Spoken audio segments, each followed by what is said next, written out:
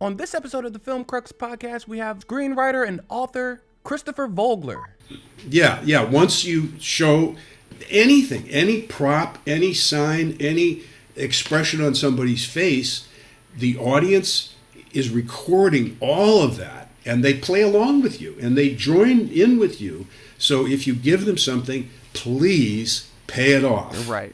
Welcome to the Film Crux Podcast. I'm your host, DiAnté Jenkins. Now, before we get into this conversation, I want to tell you about an amazing new product from Film Crux. If you like any of the Film Crux products, you'll love this because it bundles them all together for just $10 a month. We're talking sound design, VFX, foley, music, all together in one place for just $10 a month. If you're looking to step up the quality of your productions, go to filmcrux.com and check this out.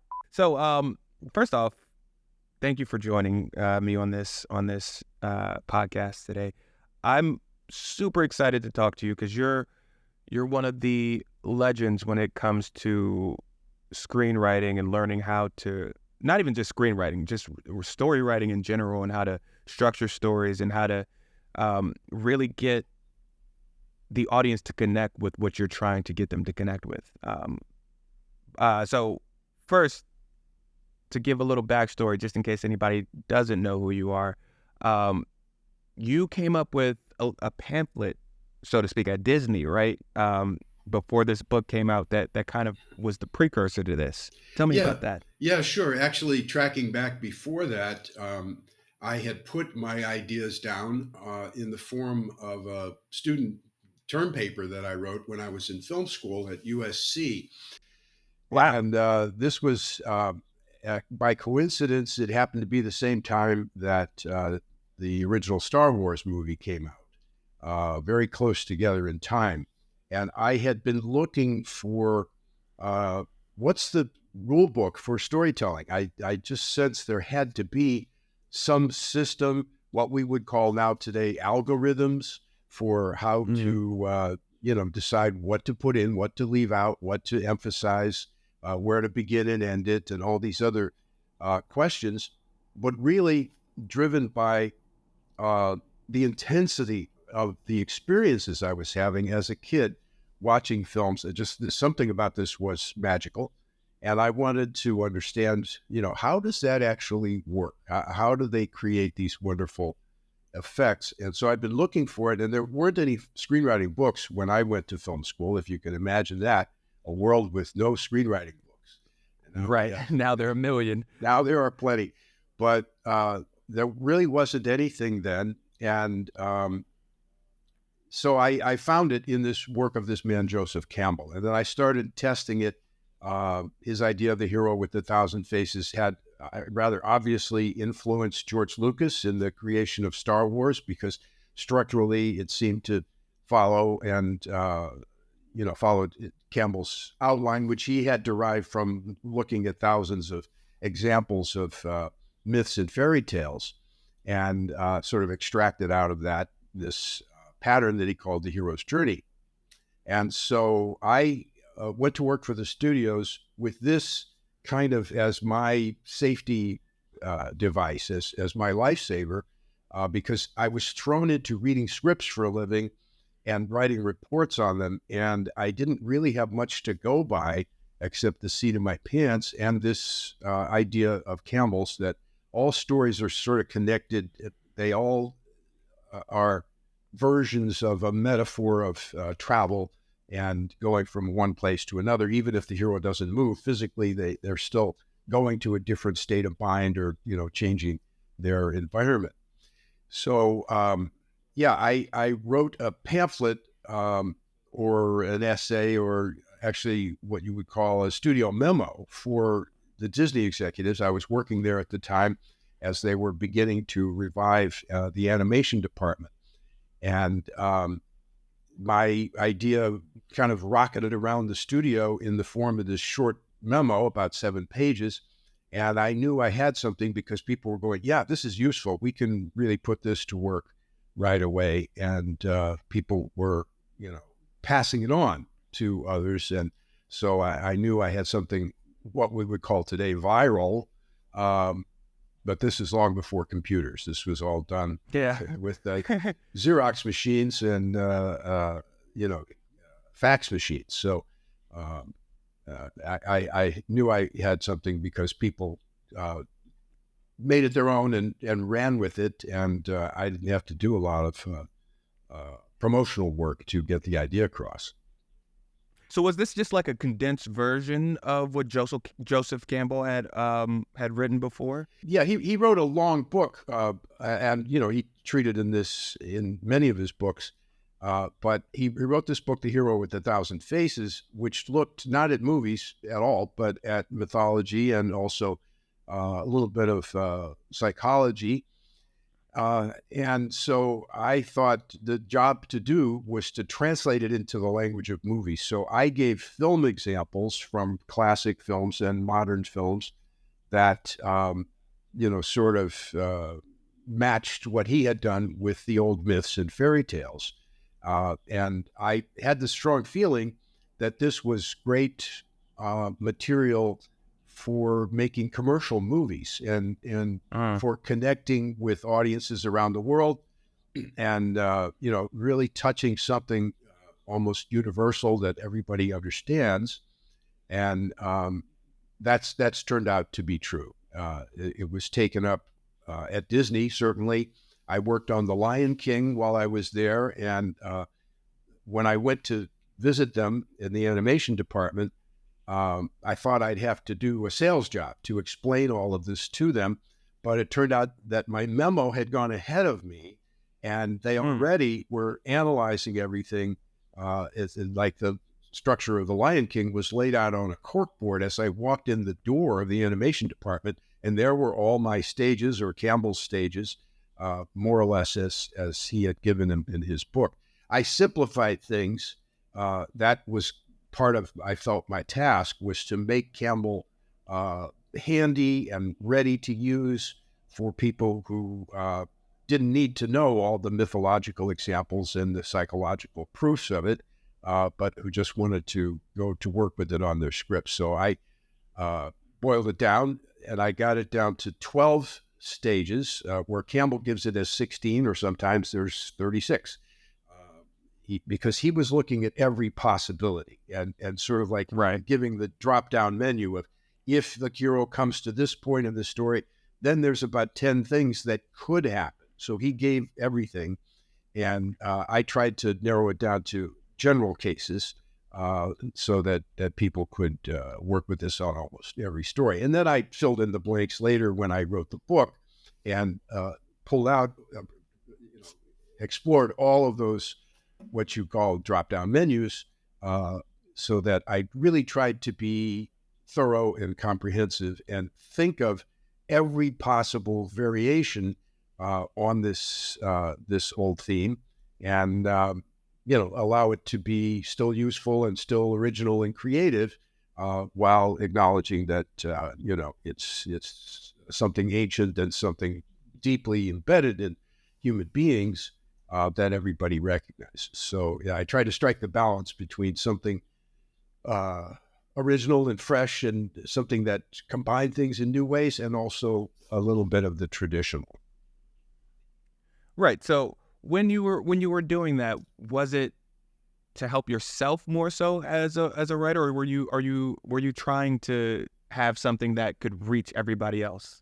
Well, it was a combination of those things. It's interesting you ask that, because it definitely was personally useful to me. And this is a place I've come to in looking back again at myths and the gods and goddesses and the things that they represented in the ancient world. All of that mythology it's wonderful entertainment, but it also has a spiritual and a personal character development aspect, because I felt lately, as I've been studying these things, I've come to realize that mythology was a way of self-knowing.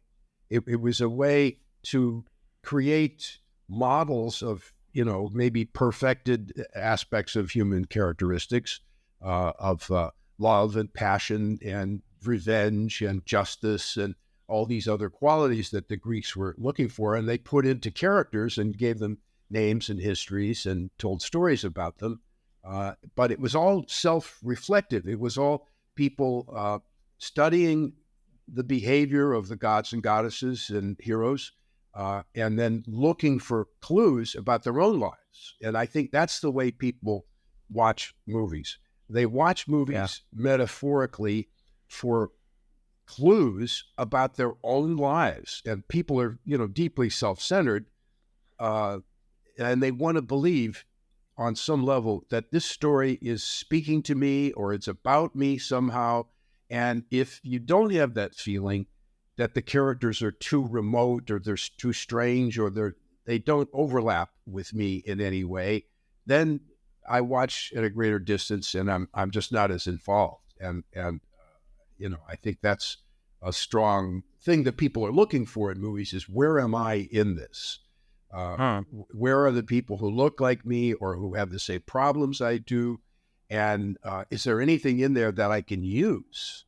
I think that's an important function of these things is that they're useful and that stories are amusing and entertaining. And they used to say in the movie business, it ain't rocket science, and it's just cotton candy. We're just making a lot of product, and maybe some of it will stick. So they had all these ways of kind of dismissing the power of it, but I think the things are really quite powerful and useful to people to get some orientation in their lives. And I know this in part because after I started speaking a little bit, people would come up to me and say, I can't tell you how much I got out of this because it reflected something in my life. Maybe they were Vietnam veterans, maybe they were nurses or doctors who had to deal with difficult things, but they found parallels to their own lives in the stories that I was talking about and in the pattern that I was describing. So they could see, I went through that, just like the heroes you're talking about. I went through that where I needed a mentor, I needed a helper, I needed to make a team, I needed to forgive myself, I needed to, and so on and so on. They would talk about these things that they recognized in the patterns I was describing from their own lives. So I began to think, well, this is really more than just a writing tool. It's also something useful for people in their lives. It is, and that's how we connect. Stories are the main ways that we connect with each other as human beings. So for someone who's trying to be a storyteller or who is a professional storyteller, to understand how those stories work and how to connect, like I said, with everything that you're doing as a writer, there's something that you're trying to get across to people. And I think the issue with a lot of especially new writers is they don't know how to get that idea fully across so that other people can understand and connect with it. And I think one of the great things about your book is it boils it down so eloquently to phases in life. And I think everybody can kind of relate to, even if the life of the story is just one day, everybody can kind of relate to the phases of those things. You mentioned that you worked on The Lion King, and I know you worked on a lot of different stuff, and you've worked on things with Darren Aronofsky, and a lot of different consulting things, story consulting things. When you're looking at a screenplay, what are you looking for, and what are the things that are standing out to you? Because there are a lot of writers now. We submit to not necessarily studios, but there are writing competitions and readers just to get feedback on what we're doing. What are you, as a script guru, so to speak, or as someone that understands story structure and how to put these things together, what are you looking for? Well, you want to be carried away. You want to be swept away by a situation. I like to feel right away, I know who this is about, and I know what they want. And that's very important. That's one of the things I'm looking for, is a statement or some evidence early in the story that says, this is a person who is like me, not complete, not perfectly happy. Something's wrong, something's missing, or else there wouldn't be any reason to tell a story. So we need to be involved in their desires and their wishes. And it really needs to be either stated where the person actually says in dialogue, I want something, or I need something, or I wish for something. Those are very, very powerful phrases. And they just kind of turn a switch for me. And I discovered this when I was working with students, and we would read the first 10 pages of their script, and, the different people in the class would take the parts and do like a table reading of the first 10 pages or so. And I noticed some of them had great dialogue and very interesting characters and maybe a crazy situation, but I just wasn't involved until somebody said, I want to prove something to my father. I want to get the attention of this important person. I want to achieve my goal, or, as soon as they said that, or it was clear from the situation, that's what they wanted. And it might just be somebody looking at a window and saying, gee, I'd love to travel to some exotic place in a travel agency. That's enough to hook the audience and get them going, I want that too, because that person is a little bit like me, close enough. And so whatever they want, I want. And it's a wonderful kind of magical thing that happens where you plug yourself into the story and you start wishing that they'll get what they want and that they'll learn the lessons they're supposed to learn. And then you're in the story instead of watching from a great distance. So that's one of the things I'm hunting for, is a clear statement or indication that the hero wants something. And then it develops as you watch into, usually they discover, well, I wanted that and I even got that, but what I didn't realize is I needed something else. I needed usually something emotional. I needed to forgive myself. I needed to learn to be a team player. I needed to find a mission in life that I didn't have before. I needed to sacrifice something, those kind of a little more evolved things you're looking for as the story progresses. So, right. And then a million other things. You're hoping that it's entertaining and compelling and surprising and off the cliche somehow. And I'll just stop a sec for that. I've come to this conclusion that, there's nothing new under the sun, and almost any trick you try has been tried before, but nobody's ever put it together exactly the way you've done it. And so I think there's hope for us to find creative solutions. And that sometimes means taking the known structure, the thing that everybody agrees, well, that's a story. Somebody's in trouble. They go out of their comfort zone. They meet some obstacles. They are transformed by it. Everybody kind of agrees on those things. But in the details, there's plenty of room for surprises and for doing the unexpected or just breaking the pattern somehow that everybody expects. So I want to encourage people to feel not that they are constrained by these ideas, by these patterns that do repeat very strongly, but actually in a way liberated by them, because you have lots of ways to lead the audience to expect something that, oh, I know this kind of story. And if somebody says they're not going to go because they're afraid, then in the next scene, we'll see them going. And they, there's kind of a trope or a cliche about that. But you can play around with those things and defy the audience's expectation. They've been sort of lulled into thinking that, I know what this is, and I know what the next move is going to be. And then when it doesn't go that way, the audience goes, oh, no, that's interesting. And I think I'll pay more attention, or I'm more rewarded, more entertained, because they didn't do the exact expected thing. And that's a real delight. And I'm looking for that all the time, too. How did they subvert the patterns? How did they surprise me with some new twist I never thought of? Yeah. That's very interesting, because you're right. There is nothing that hasn't been done in any art form, but especially storytelling. There are only so many forms that it can take, but combining different things and subverting what we already know is, I think, the strongest way to hook an audience. Yeah. How do you think this works with and I'm sure you've thought of this many times before, but a lot of times when people are reading screenwriting books and figuring out how to put it together, they are often stuck within the 3-act structure, which isn't a bad place to be, because I think every other structure is derivative of the 3-act structure.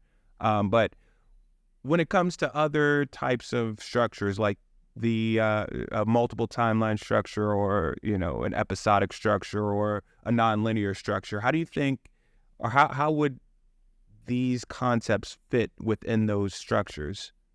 Well, I think the kind of rule, because you're always looking for rules, but I put that in quotes. Rules sounds a little too restrictive.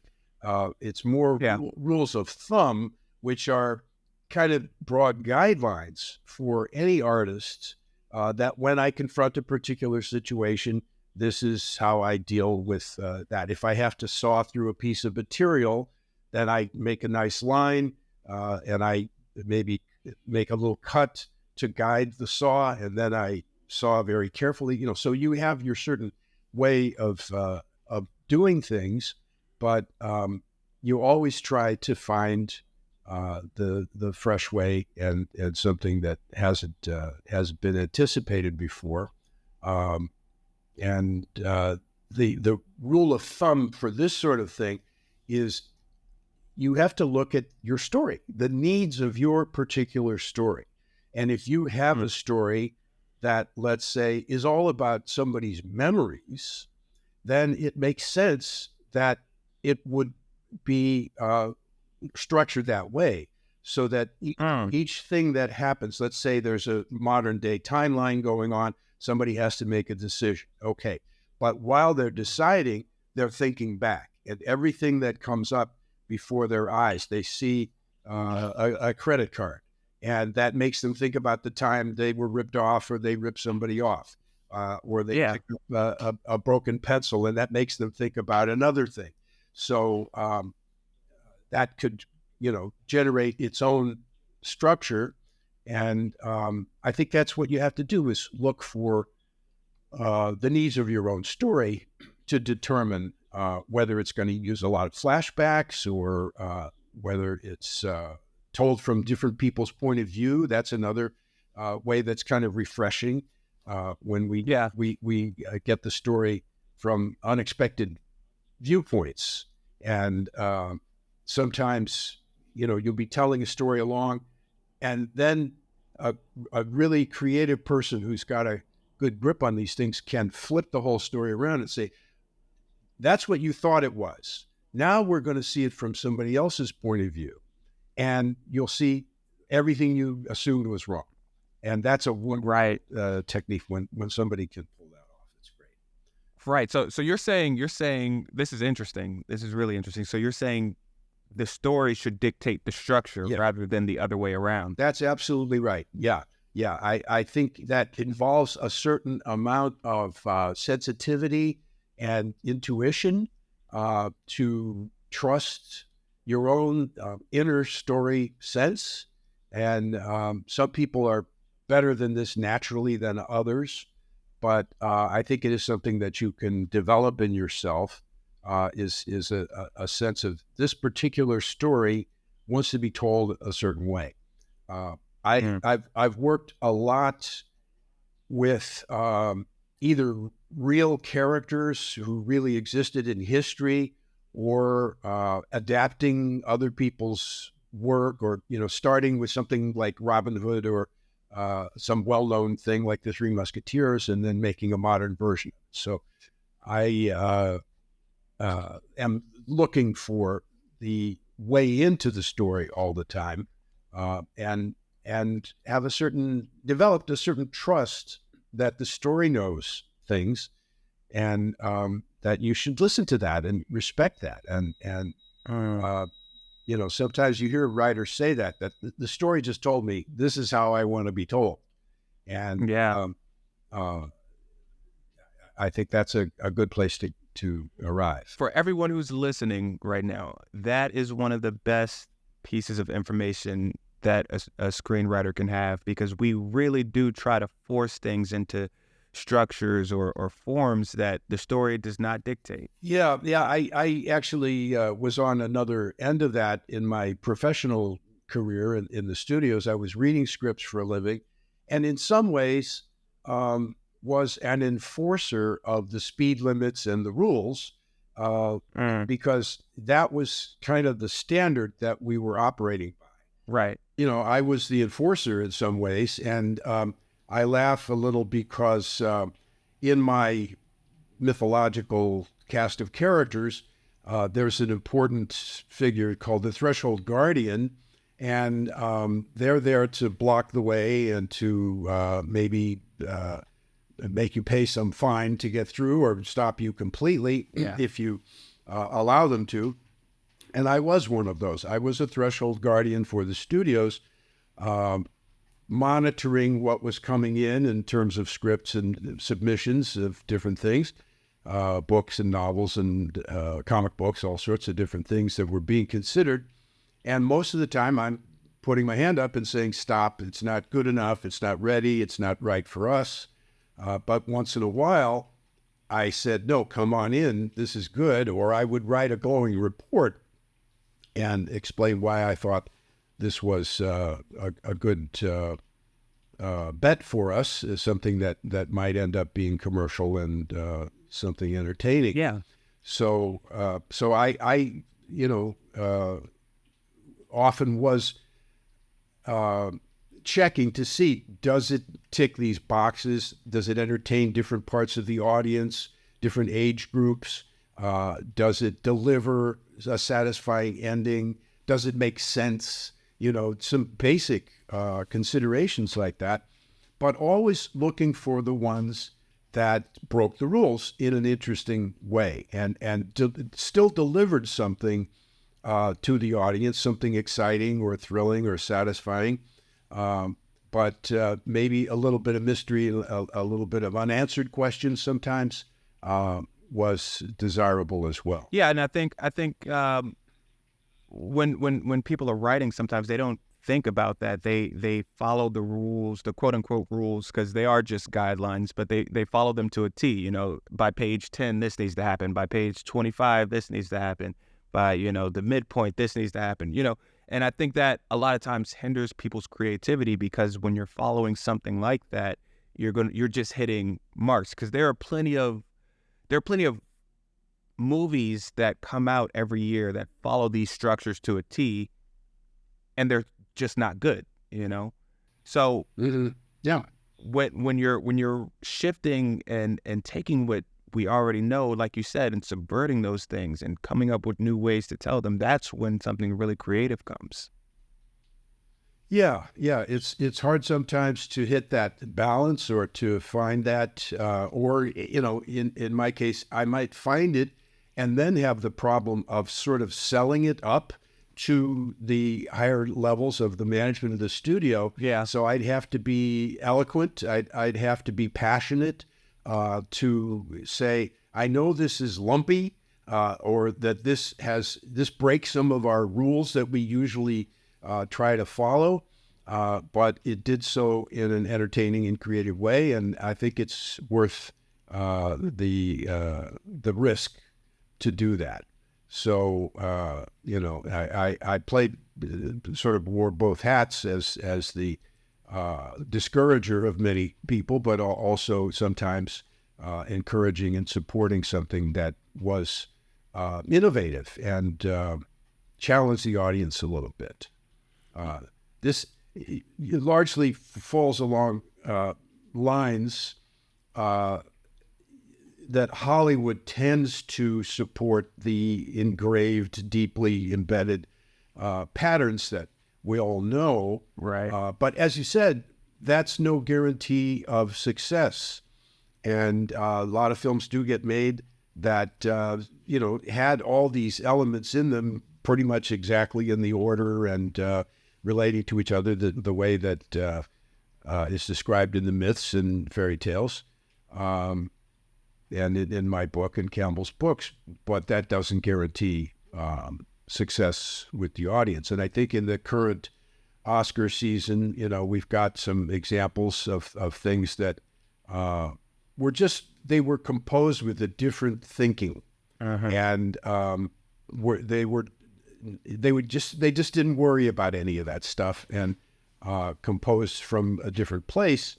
I'm thinking about Everything Everywhere All at Once and other films this time around. That Tar is very provocative and unconventional in some ways. Yeah. And so, those things can be refreshing for the audience, and sometimes turn out to be commercial too. Yeah, I think when those are done well, those are the ones that kind of stick with you a little bit more. The Annie Halls, the Pulp Fictions, things like that kind of just shift a little bit, of what we already know, but still come with something great. Those things kind of stick with us forever. Flipping around to the other side, I asked, what are you looking for when you're reading scripts? What are some of the red flags that you see when you're reading scripts? Something that's not ready to be produced or not fully thought out. What are things that you constantly see popping up? Well, I think the main thing is I'll be reading the script and realize that the writer doesn't know what to emphasize and what to bring forward. And so sometimes the information will just be shotgunned onto the page.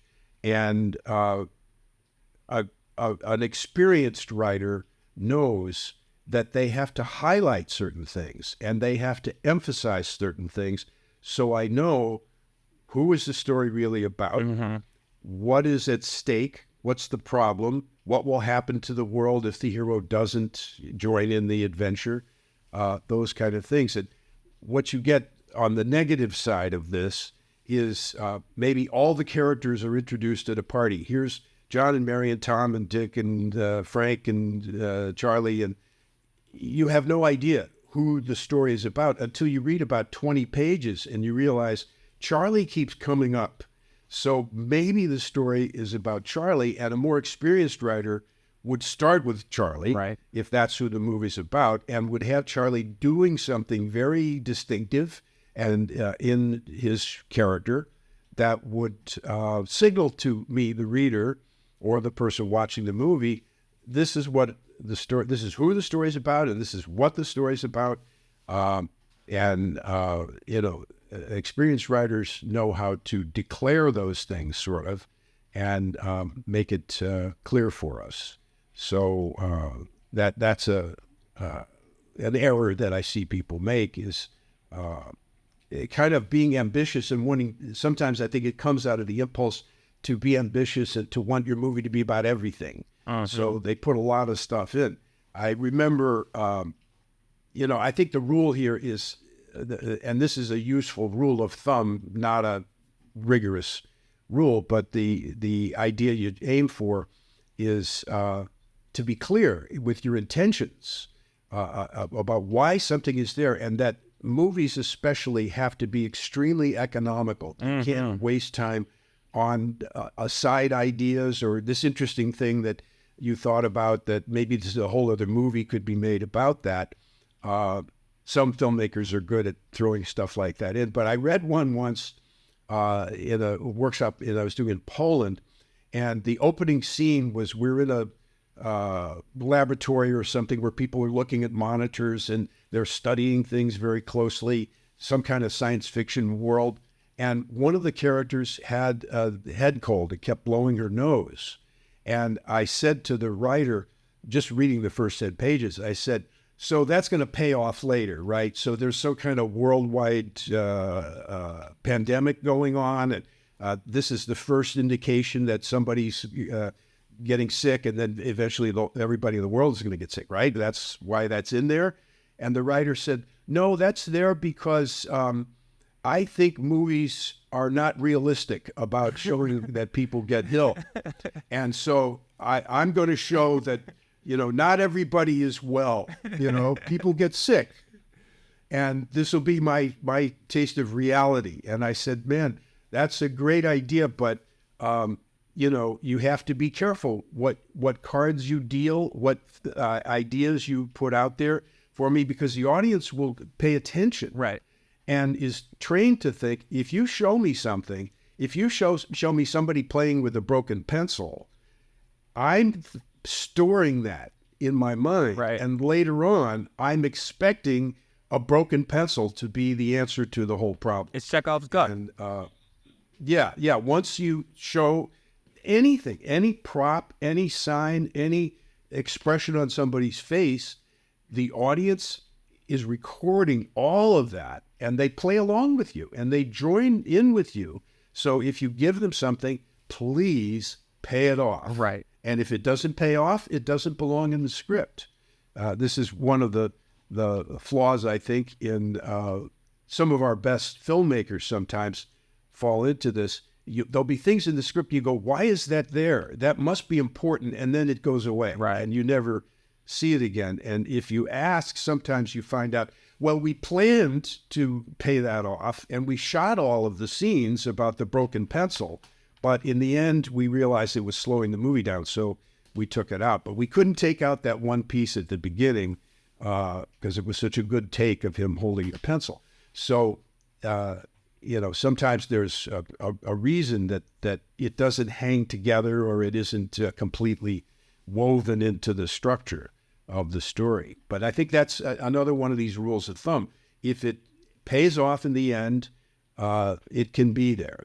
And if it doesn't pay off, maybe you should think about cutting it. Yeah. To build on that, a lot of people want to do things like that. Like, I want dialogue to be more real. I want, to feel sickness and everything like that. But we're not in reality. No matter how realistic your world is, no matter if you're telling just a plain slice of life story that's supposed to be as close to reality as possible, we are an audience watching something, and we, like you said, have been trained to expect certain things from what's going on. I think a good example of something like that is in Rear Window with the broken leg. That adds so much suspense, because in the climax, he can't get up and go help when all of these things are happening.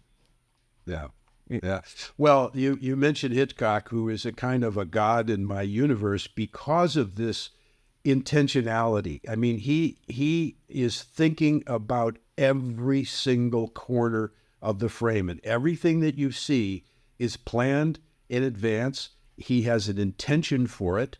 I want the color in the background to mean something and to show up again in some other scene. That same color will come up, and it's assigned a meaning. And even down to shadows on the face. If he brings a shadow down over somebody's eyes, it's not an accident that there was something between the light and the person's face. Right. The shadow means something. And it actually will move depending on the internal state of the character.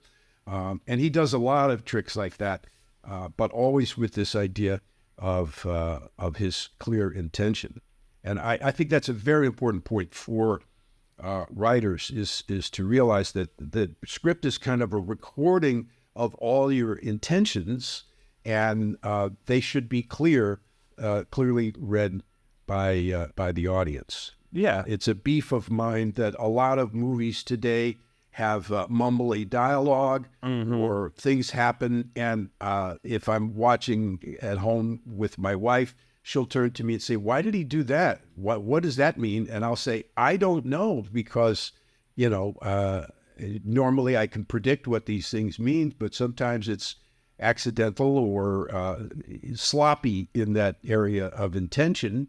And that sort of weakens the whole design, because you are spending some brain energy to remember if that was out of place or it didn't make sense. That must be important, but it could just be sloppiness or an accident. Yeah.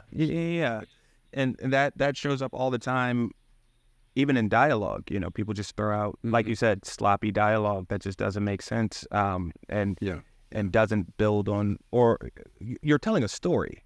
You know, this story has to have payoff. Yeah, I think you have a very good insight here. That's really great, that whatever you're doing is heightened by just the fact that we made a frame around it. Yes. First of all, that's an artistic principle right there. You put a bow on something, you put a frame around it, right away, it's set apart from the rest of reality. And we know we're not looking at a stream of reality most of the time. Right. We like it when it matches reality nicely. Sometimes that's great, but it's not.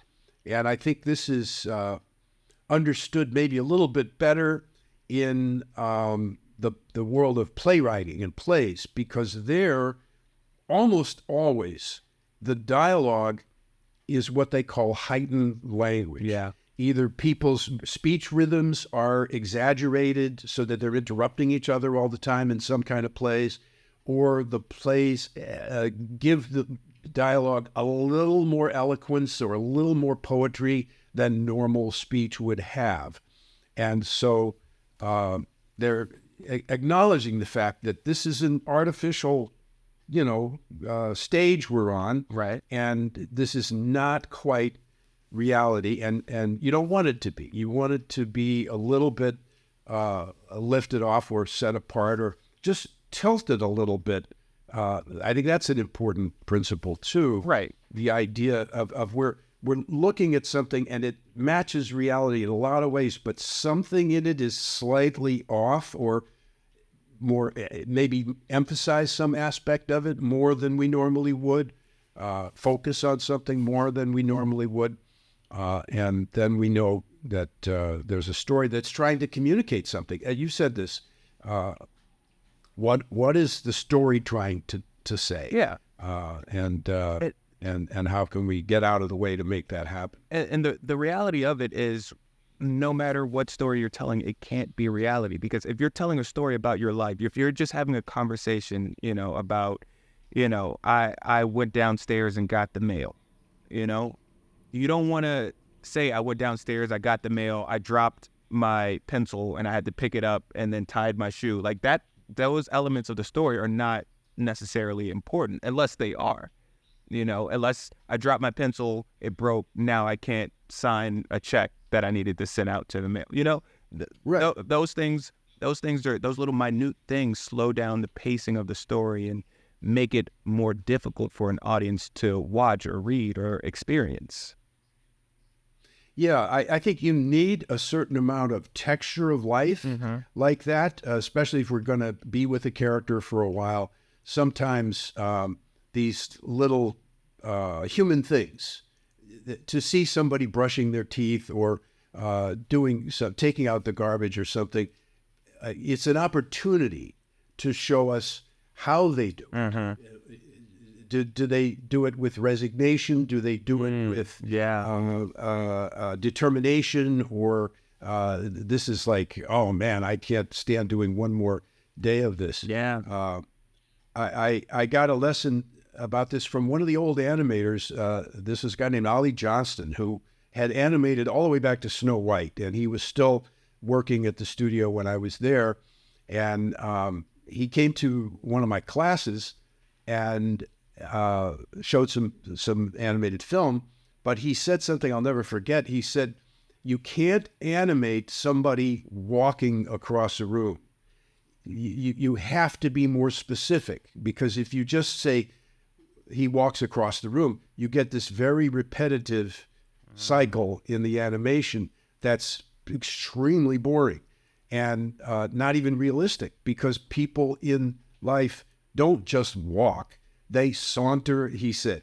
They saunter, they gallop, they sashay, they trip across the room, they march across the room. He was telling us, when you write, be very conscious of the verbs that you use and make them real specific, because that's, again, an opportunity to tell me something about how somebody does something. Yeah. So And that builds on their character a lot, you know. Absolutely. I once wrote a scene where someone was trying to sneak away from something, and I think I put she felined across the room, you know, stuff like that. Wonderful. Yeah. Adds texture to not just texture to the end result, but it adds texture when you're reading it. It makes it a little bit more interesting, and it allows you to picture things in your head.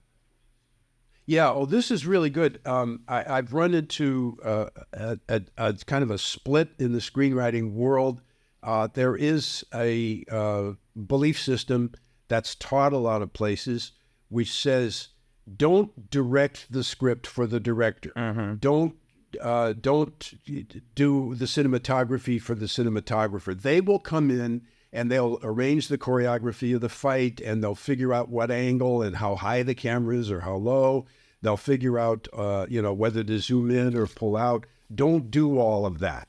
And I understand why that is taught, but I go along with something I heard from the late director John Singleton. He said he started as a screenwriter because he thought, I'll never be able to be a director. Mm-hmm. So I better be the best director I can on the page. Mm. And he said that page is it might be my last opportunity to create this film. So I want to make it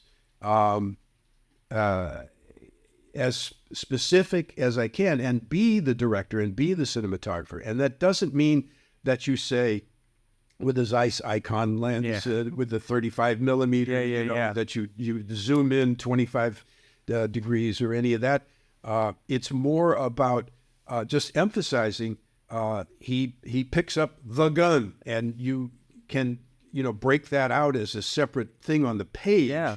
And you drop down a line or two and put the gun in caps and underline it maybe, and it will tell me that's a close-up. I don't have to say close-up. Exactly. Or we creep down the alley, or things like that tell you that the camera's moving somehow, and let somebody else figure out how.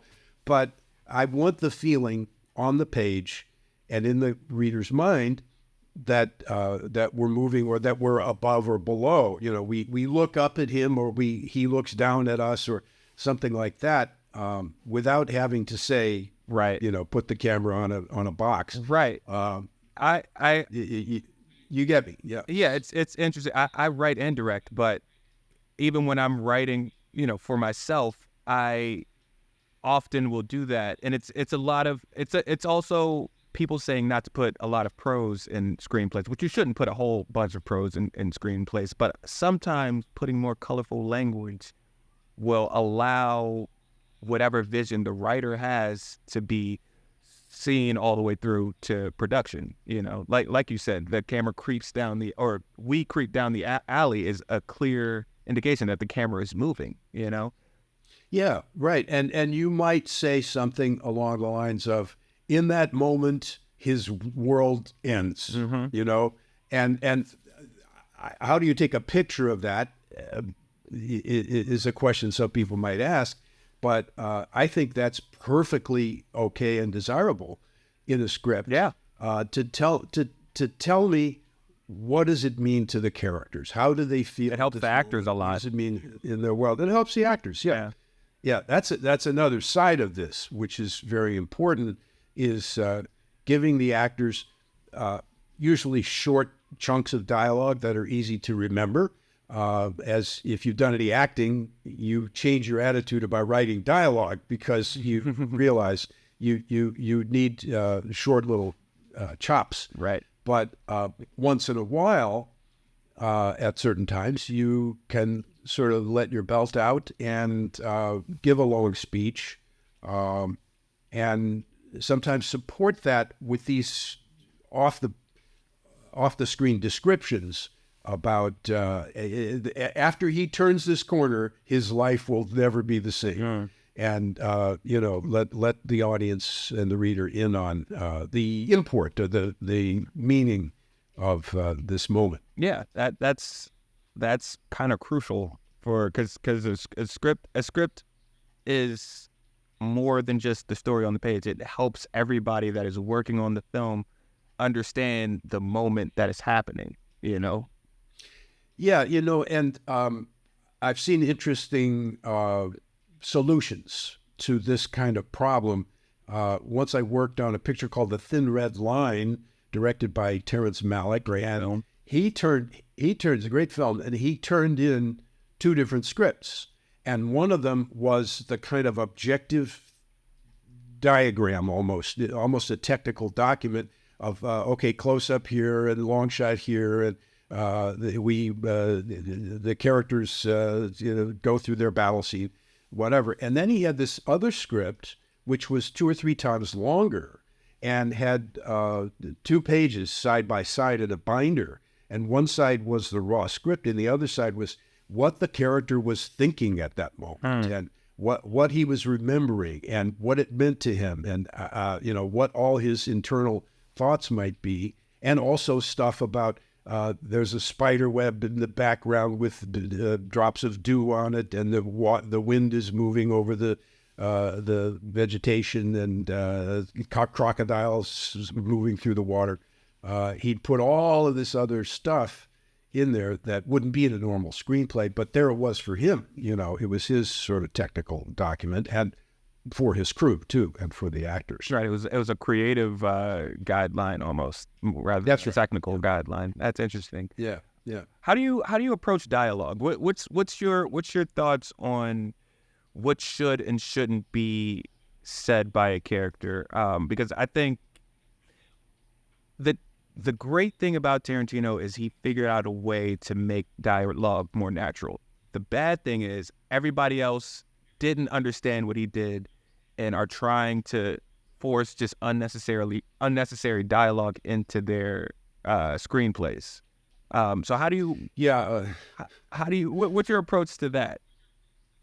Well, I certainly, I'm just laughing because I noticed the effect of Tarantino's work after Pulp Fiction came out. There were quite a few scripts that came along that thought the whole idea was to have this kind of mundane dialogue about some ordinary thing. Right. And then suddenly gunfire would break out, and there'd be, flying body parts. Yeah. And so that was, the people reading what he'd done and taking it in that direction.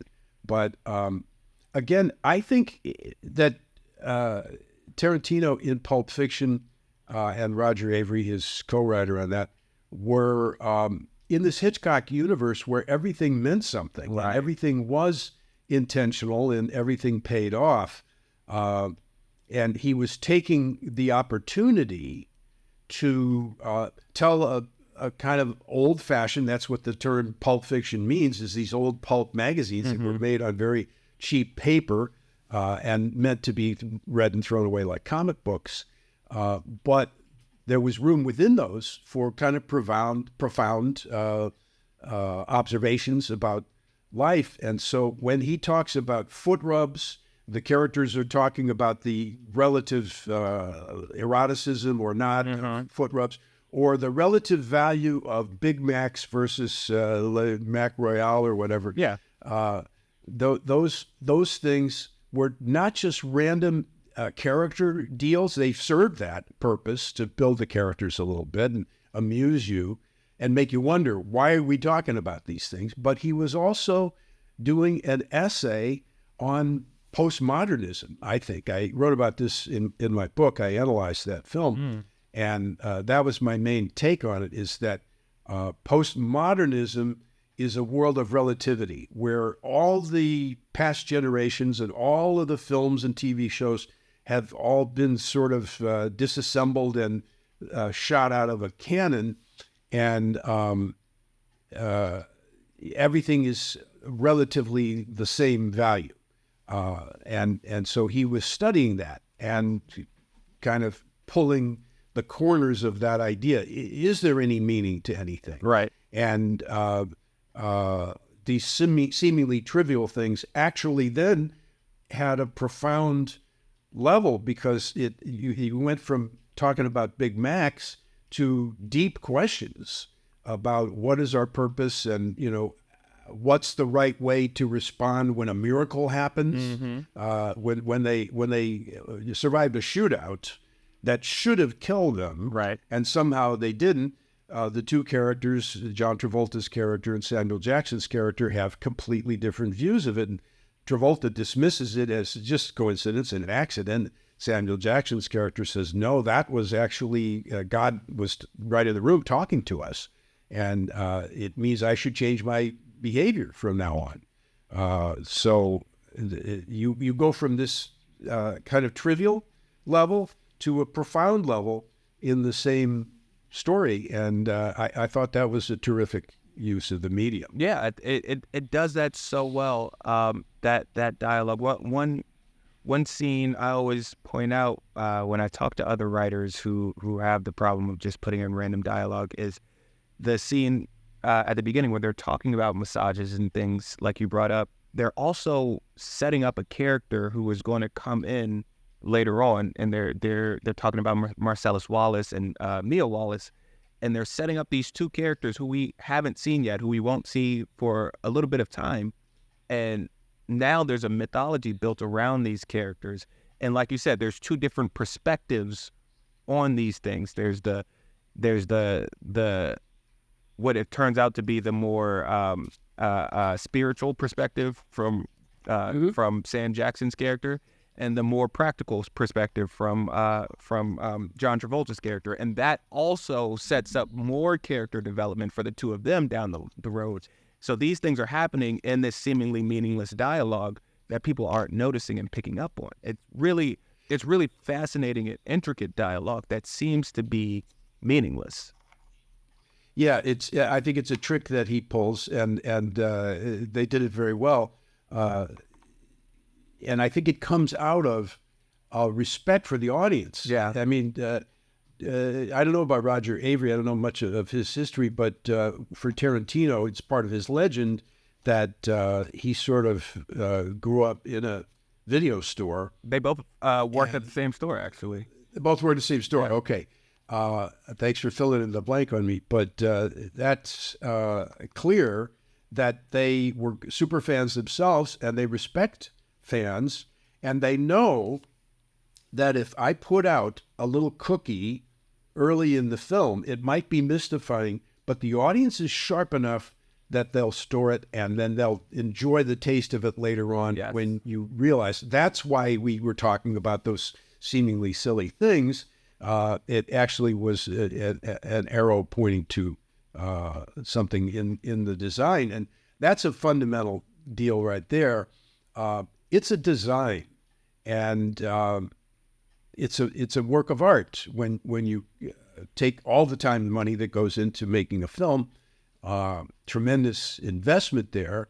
You're making something. You're making a product, but you're also making a coherent design, and everything that's in that design should be purposeful. Mm-hmm. It should be aiming towards an emotional reaction at the end, a certain shift in your thinking at the end, and to walk away from it with a different picture of the world and of yourself, because this is again about self-knowledge through comparing ourselves to the characters in films. Yeah. That's the beautiful part of storytelling. We connect.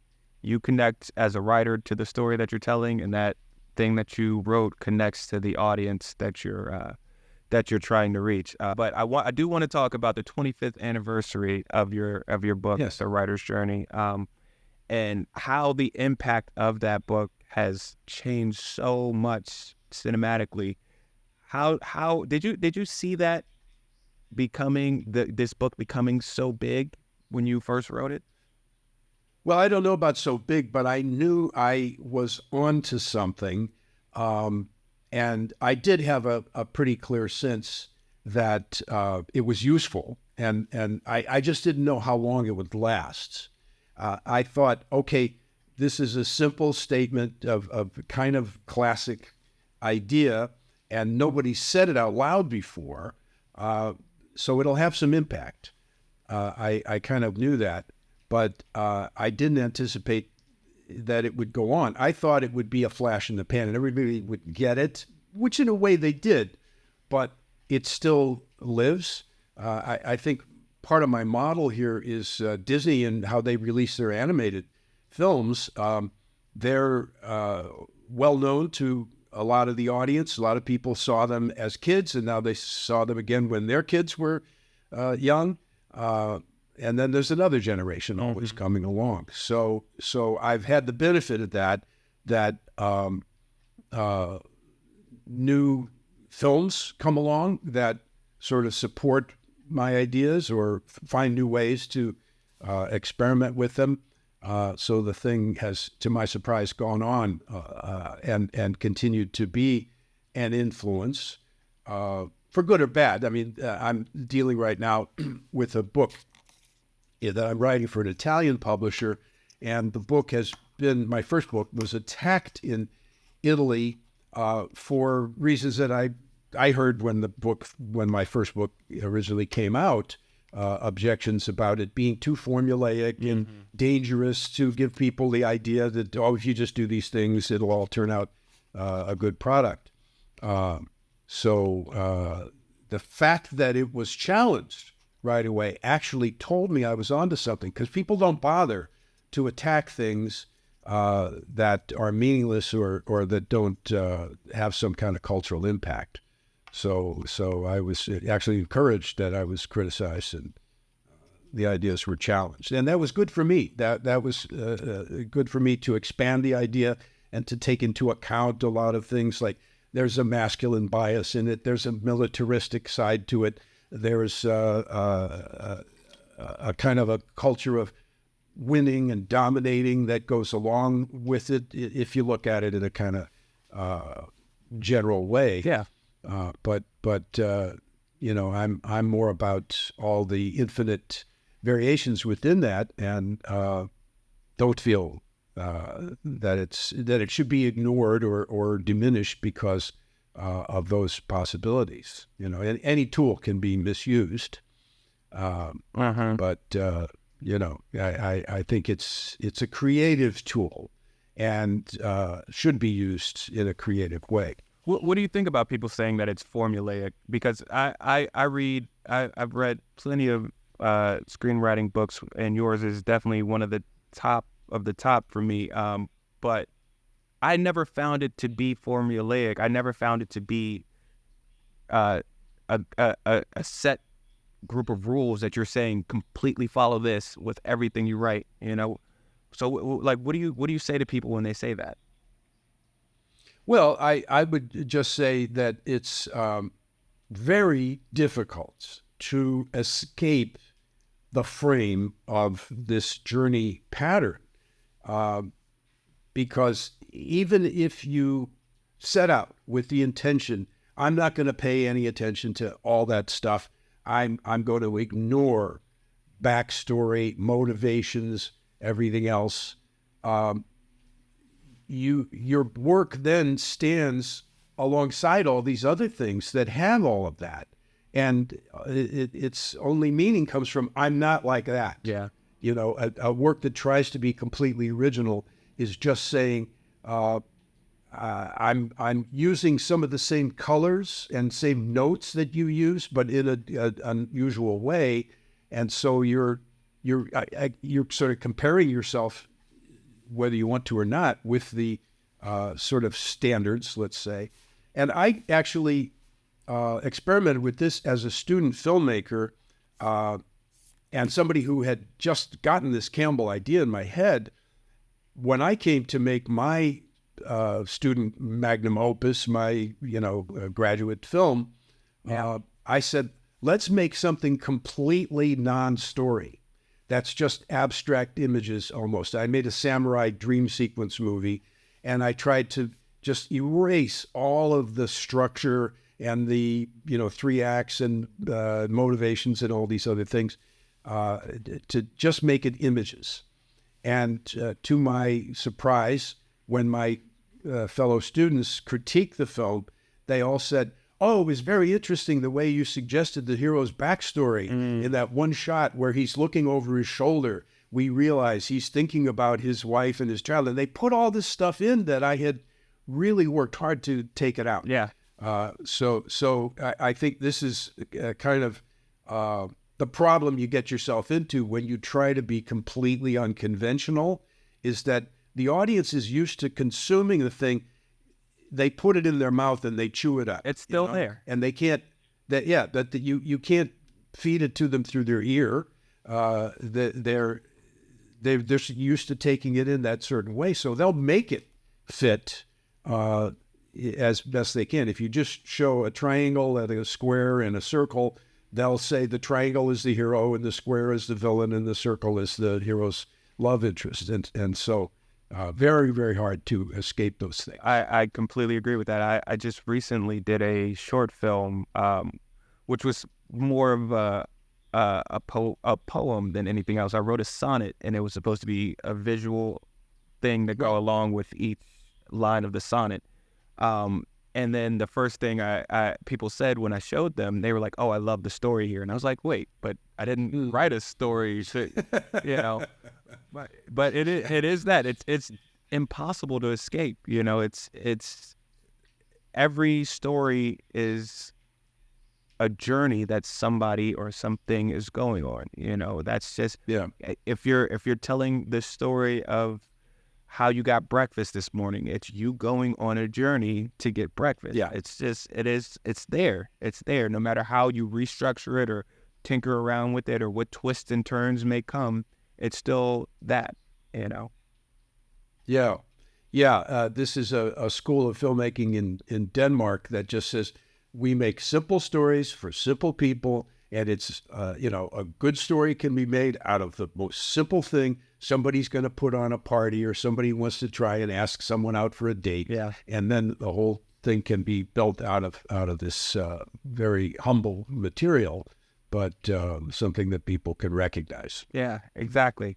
But it is an interesting thing that I noticed that when a film or a book like this reaches certain landmarks, it's appropriate to celebrate and to do a revisit of the thing. I've noticed that my friends who worked on major films will really enthusiastically participate in the 25th, especially anniversary. And it's worth noting that the thing has been around as a cultural influence for a quarter of a century, and still is evolving, and there's still more to get out of it. So I'm very, very pleased about that. That's exciting. That's so exciting. Anything else you're working on? I know you said you're writing a book now. Is there anything else that you're working on that you would love to? Yeah. I'm working on this book for an Italian publisher, and I think eventually we'll make it as a book for a broader audience. But I'm looking at character, and as I do with everything, I've kind of put this mythological lens to it. And this was what I found, that the Greeks and the Romans looked at character as something very important, that everybody had to develop good character traits and have good qualities. And they gave names to these different things, like arete was the quality of excellence. That was a very important value to them. But they wouldn't leave it alone as just an abstract concept. They had to humanize it, animate it, turn it into something that they could relate to as a person. So they created a character named Arete, who was a goddess of excellence. And she advised heroes like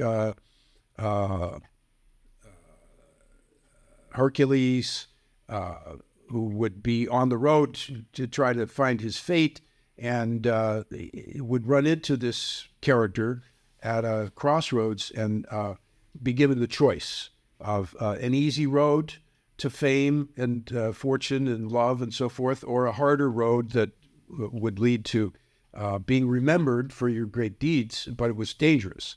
And so they told stories about these abstract character ideas, and that's what I'm exploring. Things like justice and revenge, the struggle or the contest, luck, good timing.